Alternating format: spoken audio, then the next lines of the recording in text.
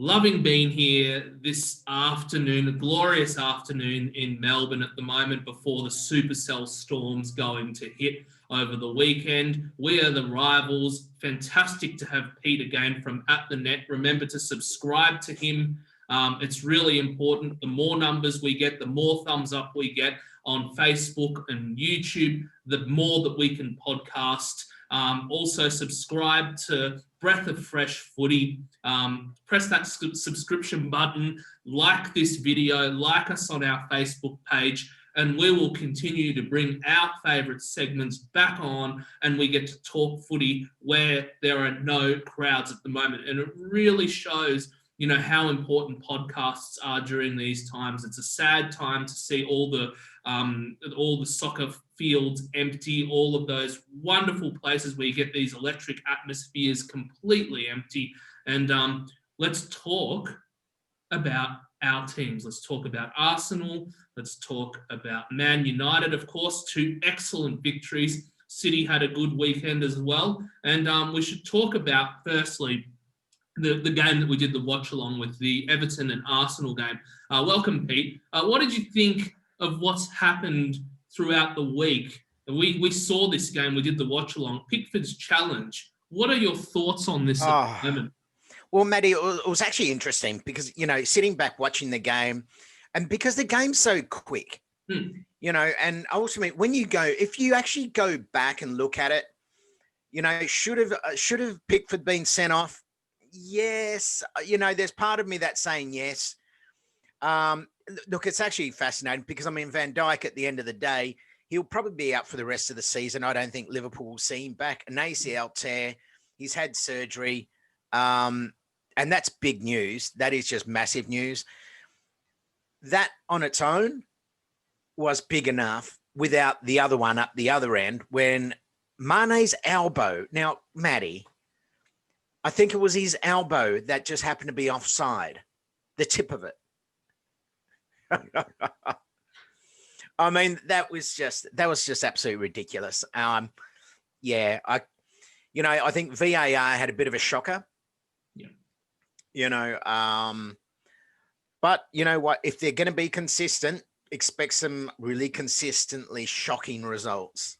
That's not a howler. So for me, it needs to be a system where if it's the ref's call and he hasn't called it offside, and then they've gone by a millimetre like this, there has to be some sort of way. It's like in cricket, if you hit a percentage of the stump only, it becomes umpire's call. Surely something like that, which is a millimetre, needs to be decided. Well, yeah. Well, I think on the other side of it as well is every single goal that is now scored in the EPL is actually being reviewed just to make sure that there is no player offside. Now, and okay, if we look at consistency, if that's what they're going to do, fine, do it. Because at the end of the day, you're going to find there's going to be results. If they don't go to these, if they do it for one match, they don't do it for another, and someone loses because, someone was offside, but it wasn't picked up. Look, it is a tough one. Is it unfair? Well, yes and no. Yeah. Look, the game between both Everton and Liverpool should have won that game. Yeah. They should have won that game. They were the better team on the night. Pickford in goal for Everton was absolutely fantastic. Look, that's the way I see it, really. Yeah, absolutely. Van Dijk's... Yeah, it reminds me of a game like in Arsenal last year when that goal should have stood. It was 3-2. It was a ridiculous penalty, a ridiculous overturn, because Callum Chambers, they deemed him offside, but he wasn't even part of the play. And it was just the most ridiculous thing. And I think if we're going to go down this path, games that should be won and lost won't happen. And you'll get these really, really bizarre results. And it also doesn't help any of the teams either, because the morale, you want to actually earn your wins, you want to earn your draws. People are just going to look, absolutely so much. Yeah, look, and you're right with that. Look, the way I see it as well, and chatting with a lot of people that I know, and obviously being a private chef in the seafood industry, and a lot of people out there, when they watch soccer, and you listen to what people say. Yeah. And it's really interesting when people say, oh, you know what, it's absolutely boring when it's a draw. And sometimes it can be. Sometimes it can be, right? But then the way I see it at the moment, there's some really, I mean, except for the match day 5 that we just had, the last 3 games that were very quiet. But other than that, there's been a lot of goals scored. And that's one feature of the game that I look at now. And it's just going, it's actually exciting to watch. If you know a team can go in there and score, 5 or 6 goals. I mean, in one game, if there's 7 goals scored in a game now, yeah, hey, what an exciting game. Absolutely. And that's what's been fascinating for me. Even some of the we've had maybe 1 or 2 nil-all draws or something like that. And those games have been absolutely amazing to watch. There have been so many chances. You don't need to see goals to have an exciting soccer match anymore because it's so quick. And when they miss, it's by millimeters. And some of them are so unlucky to miss because they either hit the crossbar or the keeper does a phenomenal save that hits the crossbar, which has happened so many times during, this sort of these match weeks, especially in the EPL.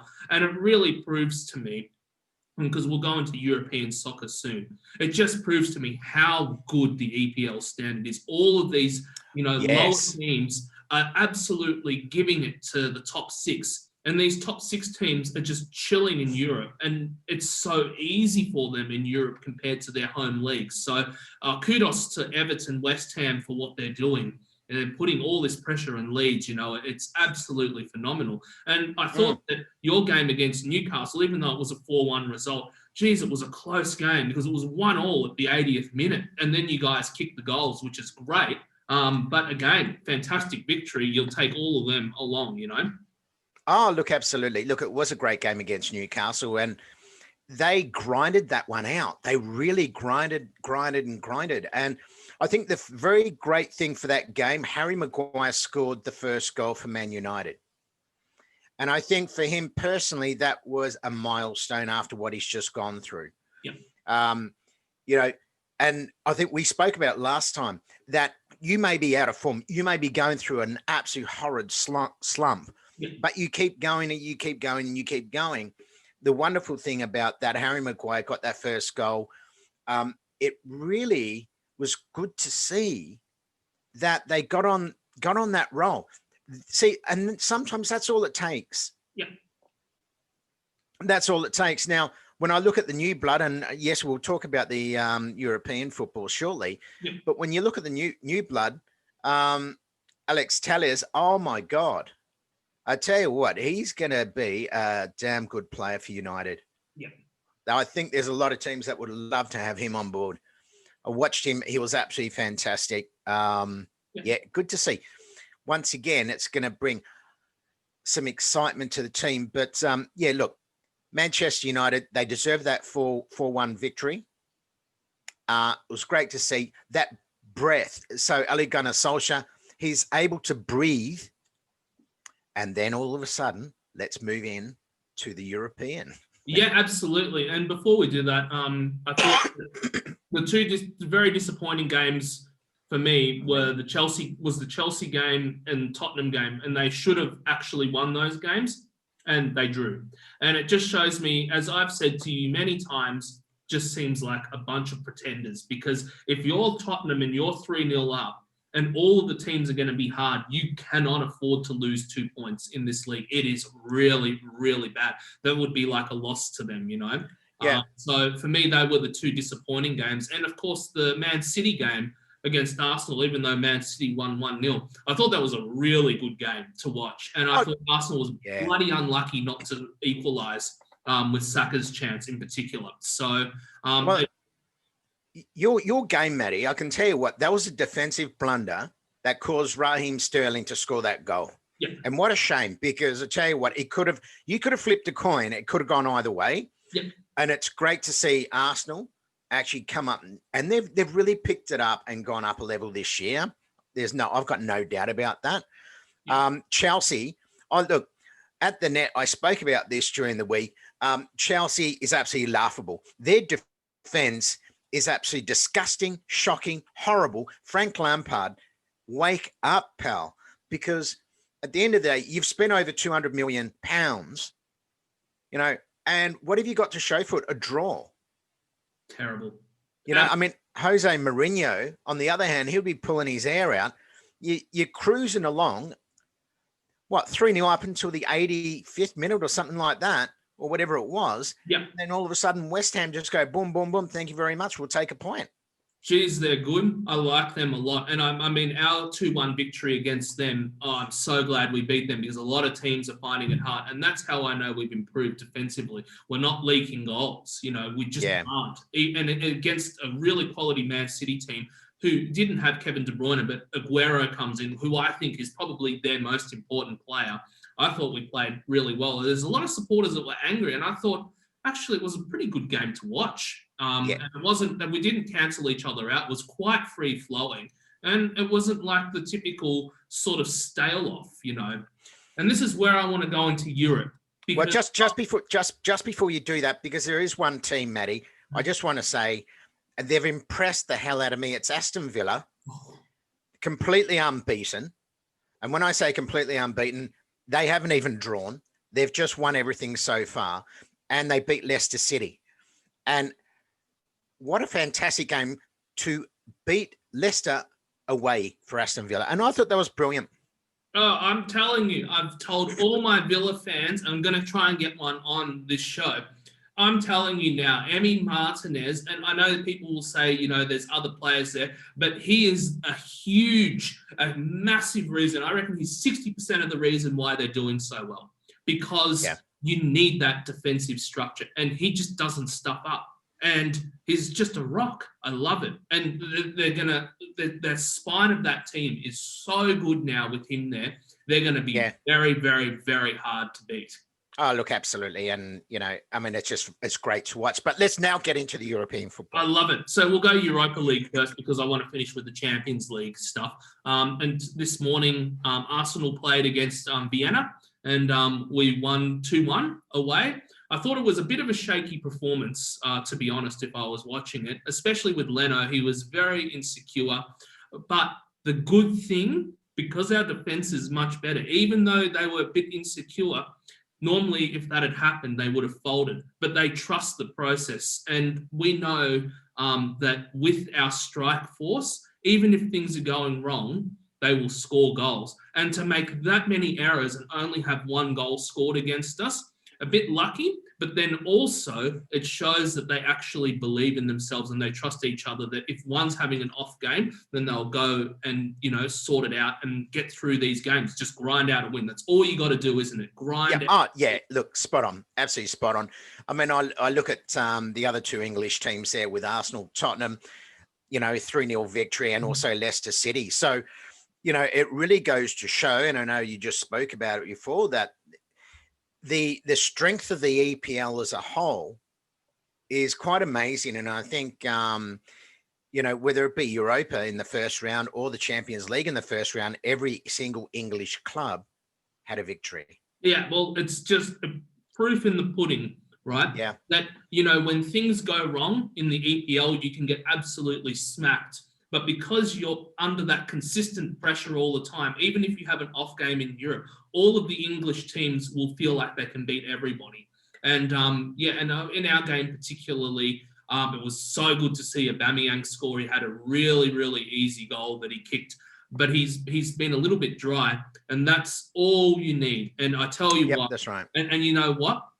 Partey, man. For me, he was the best player on the ground. For us, he's so good, he's so quick, he's already coming to the party, and it's really, that his first full game that he played, very influential, and that's why I think we didn't get scored too much against, even though Leno and David Luiz had a bit of a shocker, because you've got that person there who can move forward but is a big presence in the midfield. Errors at the back can be covered up by that important signing. Oh, look, absolutely. I think everybody's signings this year is going to be very important because, that basically everybody, whether it be Tottenham, Leicester, Arsenal, Man U, Liverpool, Chelsea, everyone's got 2 games per week up until Christmas time. Yeah. So it's going to stretch all those 6 teams to the billio. It just will. Yeah. So it's going to come down to the real depth. It's going to come down to the managers picking the right squad to go onto the pitch, do the substitutions at the right time, give your star players a rest. But I tell you what, I'm impressed with Arsenal, Matty. I really am. I think we're pretty good at the moment, but this is where I think in the EPL, like teams like Aston Villa, Everton, West Ham are going to have a huge advantage because they're not going to be playing as many games. Yeah, spot on, and I agree with you there because these guys are just going to be slowly moving up because they're not playing 2 games per week. They've only got 1. Yeah. They've got that extra rest time. And they're going to have, unless they get some major injuries, but they're going to have their senior squad out there week in, week out, boom, boom, boom. So you may find your Evertons and West Ham by Christmas time could be 1 and 2 on the table. Absolutely. And then, of course, with the Carabao Cup, most of our teams are still in there. They'll be playing 3 games in one of the weeks, sure. So it's going to be absolutely crazy. I'm going to go to the Champions League, and we're going to finish off with Man United because I want your thoughts on this afterwards. So we'll go the first game that I wanted to talk about, and I watched this. It was the Man City Porto game, and Porto actually came out of the blocks, kicked the first goal, really, really good. And then, of course, City with their class, with Aguero in that team, scores the penalty. It was just a very, very easy game for them in the end. Really, really good to watch. They look like a force. And with Van Dijk out, I agree with a lot of pundits. They deserve to be favourites to win the Premier League this year because they are very, very classy. And Dias is proving us right. He has been an excellent signing. He's giving that defence a lot more stability. So I thought that was a really good game to watch. And, of course, Liverpool beat Ajax 1-0. Look, I mean, that was interesting, but I think Liverpool are going to really struggle without Van Dijk down the back. There's no doubt about it. It's going to be a hard one. I mean, 1-0 victors, they got over Ajax. That's great news. But I mean, Man City, as you said, that was a great display and they play some very good football there. Yeah. But, the game of the round for me and the one that I was most worried about was for you. But you've got the wood over PSG big time. Absolutely massive. And the possession count actually was fascinating. So there's one stage where it was like 70-30, 81-17. And then throughout the game, you actually got more possession, which was really good to see, So nice job. Nice job. Well, I tell you what, PSG, the nemesis for PSG, his name is Marcus Rashford. Now, and that is plain and simple. Marcus Rashford, he did it last year and he's done it again this year to PSG. And he got that winner, which was just amazing. The penalty to Fernandes, that was just a straight out penalty because, you don't do that. Unfortunately, the goal for PSG, an own goal off Martial, that happens. But I tell you what, Matty, the way United played, they came out. Wan-Bissaka played extremely well. Telles, he's going to be wonderful. Yeah. Wonderful. Because the one thing I liked about Telles, not only is he defense, man, he really pushes up. He's pushing forward. He's going for it. And that is exciting football to watch. Phenomenal. But what I loved about that game was seeing Pogba come on in the 60th minute, right? And it just proves to me how much better United would be if they were playing in a European league. It really suits the style of footy. I mean, as soon as Pogba came on, it's funny they lifted again. And that's where Rashford came in. Rashford got that goal. Now, ultimately, we look at it and go, PSG, when you've got Mbappé, you got Neymar, you got some big names there. And I tell you what, this was a do or die game for United. They basically, Ole Gunnar Solskjaer came out and said, guys, you need to win this game. And guess what? They didn't let him down. They came out, and I tell you, frustrated Mbappé, frustrated. Wan-Bissaka. Amazing. There's a reason why they call him the Spider. This guy is he's putting a limb out there, and he's getting the ball first. I love it. But, it proves to me how much better the EPL is. You can't take your foot off the pedal. You will get smacked by teams like Palace and stuff. And, the interesting thing with all these European leagues are you can tell who their top three is because the rest of the league is so much weaker. I mean, they beat Dijon PSG 8-0 before this game. And it just proves once and for all, at the current stage, the EPL is by far the best domestic league in Europe and UK by an absolute country mile. Absolute country mile. Absolutely. Now, Matty, here's one for you. The one thing that really impressed me, Bruno Fernandes was made captain for the night against PSG. And I can tell you right now, we spoke about leadership. I started to see it. He played an absolute gem of a game. David De Gea in goal. I haven't seen him keep that well for a while. And it was just superb. The way he kept was amazing. That was a different United that we saw against PSG. I just think it suits your football much better. Honestly, the European style football, the players that you've got, the EPL does not suit them anywhere near as much as Champions League football will suit them. Honestly, and this is where this is why I come to the conclusion with what I've come to. A 14th place domestic team absolutely pants the top French league team. It's just proof in the pudding how solid the standard is. Yeah, but I've also got to say this as well, and this is actually really interesting because, and I listened to a press conference by Ole Gunnar Solskjaer prior to the match against Newcastle. No, it was just after. And he said, because when they first played Crystal Palace, you could see the team wasn't fit enough. Yeah. And the same with Man City. Yeah. You know what I mean? Now, all of a sudden, they're starting to come into their own. Mm-hmm. They're getting fitter. The way those guys actually started running when they were playing against Newcastle United was phenomenal. The way they played against PSG. Now, if they played every game from here on in the EPL, the way they played against PSG, I tell you what, United would be a force to be bloody reckoned with. Oh, they wouldn't lose. They would draw, or they'd be able to still, even if they played the way that they did and teams brought them to their level, like lower level, they'd still find a way to grind results out, and they'd probably draw more. They might lose one or two, be very few that they'd lose. And that's why I'm really happy at the moment with the Gunners, because the Gunners have had to go away to Man City. They've had to go away to Liverpool.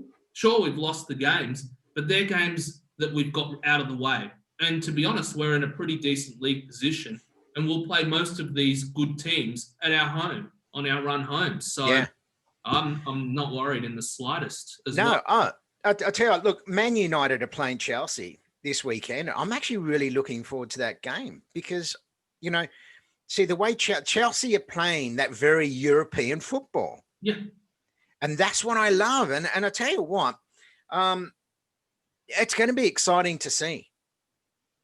Oh, there's going to be goals. There's going to be. Oh, yeah. Mark my word. And I think, Rashford scoring goals. And I tell you what, a big call. Look, Harry Maguire, he's due to come back in. I'd love United to keep Fernandes as captain. Love it. Yeah. Yeah. Yeah. And I think that would be the right move. I think let Maguire just sit back defensively, take that pressure off, give it to Fernandes. I think being a midfielder, he can see more, right? That's my own opinion on that, but I just think it would work. Just the way how Fernandes was. I mean, when Ole Gunnar Solskjaer gave him that captaincy for PSG, he was just like, oh my God. It was just like, what? Brilliant. Absolutely brilliant. Yeah. And I reckon you guys will beat them 3-2. That's my prediction. I think you'll score more goals than they do. Yeah. Their keeper is absolutely shocking. I really cannot stand him at all. I think he's a big flop, and I think you guys will win that game. Honestly, if you play the way that you do, you should be able to. Well, I actually reckon if we play the way against PSG how we played, and we do that against Chelsea, I'm going to go 4-2 on that one. But I did actually give either going to be 2-2 or go 3-2 to United on that one. I just can't. I can see a draw for sure, but I have confidence that in that game that it's going to be full of goals. The next game I want to talk about is the West Ham versus Man City. We wouldn't normally speak about this, but I think West Ham's in phenomenal form. I think City should win probably 2-1 away, but don't be surprised if they draw. Don't be surprised if they draw. So... Yeah, look, and I do agree. Man City, once again, like Man United, they started off their season in poor fashion. That was a good win for them in the Champions League. Can they keep that run going? As we said, there's going to be a lot of upsets for a lot of these teams, and but it makes for great football, though. Yeah, and it's also early in the season as well, Pete. I reckon everything will sort of calm down a bit probably after the December period where all these games are doubled up and they'll chill out a bit. I think you'll see a bit more stability. But in these first 10 rounds, no chance. No chance. No. Well, look, the next game I just want to touch on is Aston Villa are playing Leeds United. Now, I'm actually going Aston Villa to actually win this one 3-2. Yeah. Right. They will win it. Yeah. And which will be absolutely amazing. I'm excited with Aston Villa this year, as I said to you. I'm excited. Leeds, they're doing okay. It was a bit of a slip up last week for them. But look, they're doing okay. But I think Aston Villa will get it over. Look, the biggest scoreline for me this weekend, lo and behold, I picked Arsenal to beat Leicester by 4-0. I think we'll do really well against them, actually. I really do. Yeah. I was going to say a comfy 3. And if we don't do particularly well, I'll be a bit sad because I thought we absolutely crushed them in the Carabao Cup at their home ground 2-0. And sure, they might have some players, but I think we should beat them. I can't see any. Yeah, look, the way I see it, the only way for Leicester to actually do something, James Vardy needs to have a blinder. He's been very, very quiet. Kasper Schmeichel, he's just been quiet in goal as well for them. Yeah, look, I honestly, I see you guys absolutely trouncing them in this one. Yeah, I think so too. And I really hope we do. And look, if it ends up being 3-1 at home, I'll be very happy as well. But a nil, like given what happened with this Europa League result, I'm sure that the defence in particular will be wanting to absolutely rectify that and to prove that they're solid. And we had a couple of players like El Neni and stuff who were playing, so Ceballos and a couple of others had a bit more of a break. Thomas will be ready to pounce as well. I think it's going to be a big thing. And of course, Aubameyang scored. So if I see Aubameyang scoring, once he starts scoring, he's unstoppable. So yeah, I agree. I think 3. Yep. And then I think after this weekend, I think it's going to start to get interesting because see, we go from a weekend of football to a midweek of, Europa League, Champions League, back to a weekend of football. And this is how it's going to be, as we said, up until Christmas. So, you look forward to it. It's just going to be fascinating. Well, it's going to be fascinating for us too, because the week after is going to be Arsenal. Is our Man United Arsenal game. And I think that's going to be an absolute cracker. But the one thing that I'm going to say is that normally we have draws, but this is the first time this year where I think we can actually do you guys, because our defense is stronger than it ever has been in the last 8 years. So, and even you. Yeah. Matty, I tell you what, you know what? Before I saw them against PSG, I would have agreed with you. But I tell you what, Telles, the way he played, I tell you, he's going to cause some headaches, that fellow. It'll be, well, you know what's going to be? It's going to be the battle of who's better out of Gabriel and Telles, I think. Yeah. It could determine a lot of stuff in that game, Honestly. Oh, yeah, look, absolutely. I think for Telles as well, that defensive man really starting to push forward. That was just extraordinary. Yeah. That was extraordinary football, and that's what United want. You got Wan-Bissaka on one side, you got Telles on the other. Hey, who knows? Who knows where this is going to go? It makes for when we do our watch on this one, it's going to be an absolute cracker.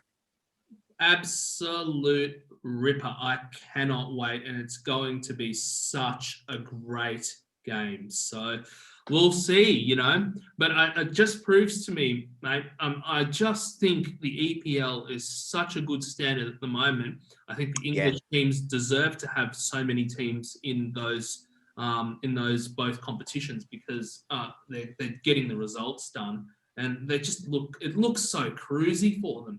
It doesn't even look like it does. You know, even the game against PSG, I know you guys put in a bit of a shift, but it never looked like you were really breaking a huge sweat. You just had that game under control. And every team has their bogey team. And I'm very happy to say for you, I think PSG I know. United. I really do. Every team has it. Well, yeah. And I look forward to next week when they play Leipzig. I think that's going to be an absolute cracker. They were in the semi-finals last year. And what I love about it, so we played the finalists from last year and beat them. We play the semi-finalists next week. It's going to be, I tell you what, go Man United, because if they can do these guys as well, it will just set us up beautifully. I think the English teams in both Europa and the Champions League are going to have absolutely phenomenal seasons. I'll make this very clear. I can't see anybody beating Bayern Munich. No. They are just monsters. I love them so much.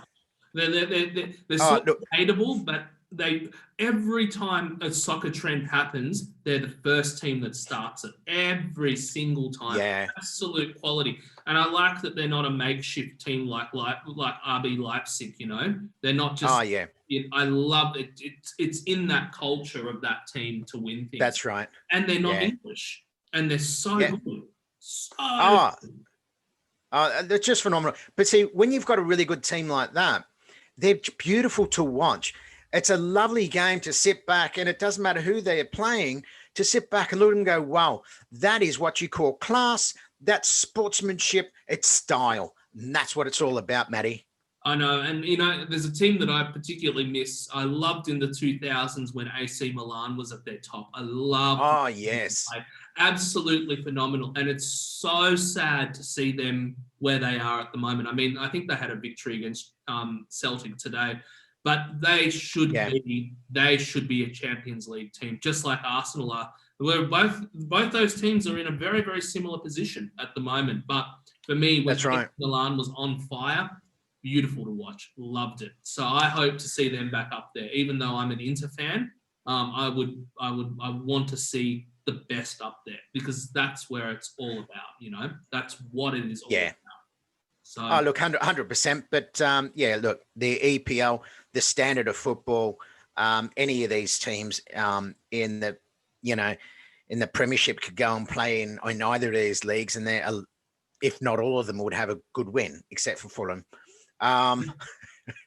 But I mean, there has to be one team like that. And I think, you know, everybody's going, oh, West Bromwich is going to go straight down. I think they've played actually quite well. That game against Chelsea, that was brilliant. I don't see Fulham doing that. Definitely no way. So we shall see what happens.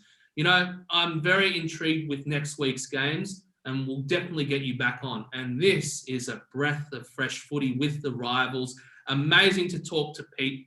Exactly what we're saying. EPL is really, really strong at the moment, and it really shows in the European games. And we look forward to seeing you very, very soon. Remember to subscribe to At The Net. Go there. Look at the latest information that's coming around. And I look forward to seeing you very, very soon, Pete. Matty, thank you so much. Cheers, guys. Bye for now, guys.